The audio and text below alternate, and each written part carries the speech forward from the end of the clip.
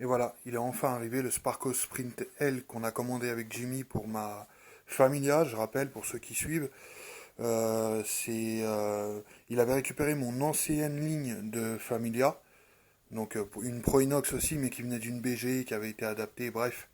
Et en échange, il devait me commander une ligne Groupe N pour 323 Turbo sur GT2i. Après réflexion, je me suis dit, à prix équivalent, je préférerais lui mettre d'abord un siège et je me bricolerai une ligne en attendant.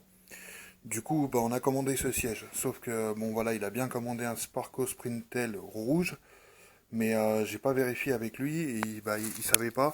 Mais il y en a deux collections en fait. Et ça, je crois que c'est l'ancienne avec les côtés noirs et l'assise noire. Alors le délire, c'est que je pourrais le renvoyer à GT2i et dire ouais, bah changez-moi-le par le tout rouge.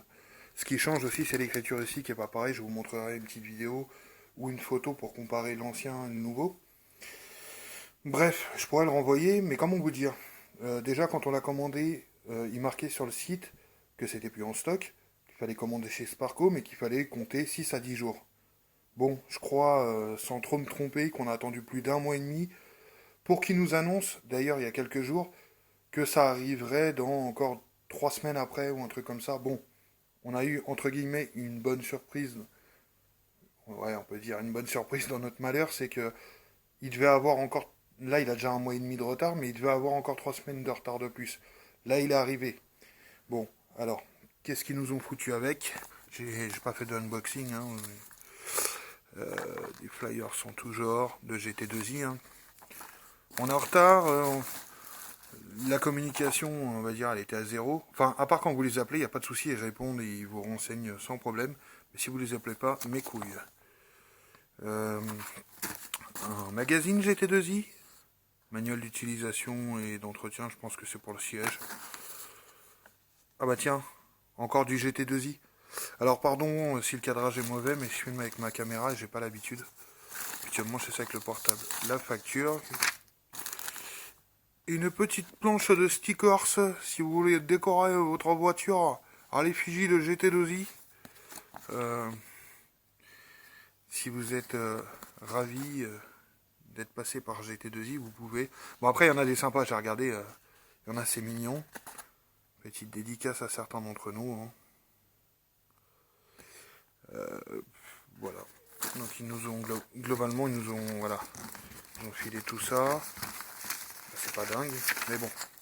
Moi, je suis désolé, quand je commandais mes barres Ultra Racing, Ultra Racing, bien sûr, c'est Ultra Racing. Quand je commandais mes barres Ultra Racing en Malaisie, il y avait toujours un petit paquet de bonbons avec un petit paquet d'Haribo, je suis désolé.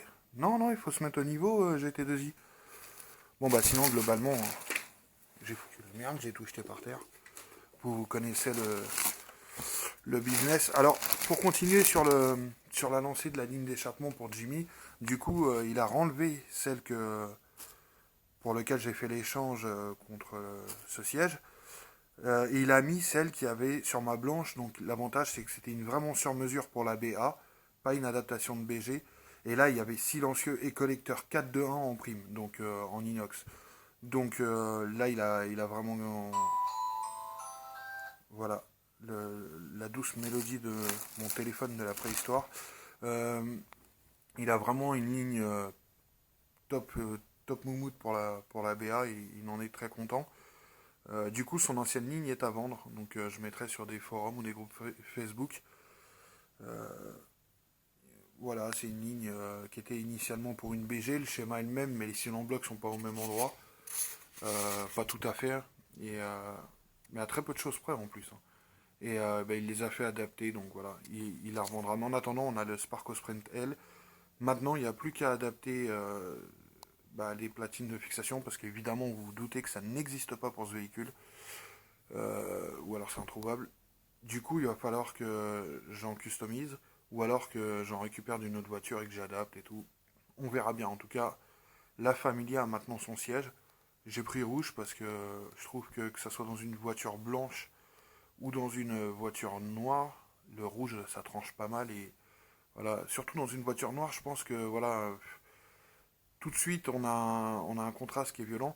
Et finalement, je me dis que bah ok, il a peut-être les côtés. J'essaie de l'ouvrir un peu là. Il a peut-être les côtés noirs comme ça et l'assise noire, mais bah, du coup, ça sera raccord avec la Familia qui est noire. Voilà, donc du coup, bah, il n'y a plus qu'à. Je vais l'emmener au garage et puis l'adapter. Voilà.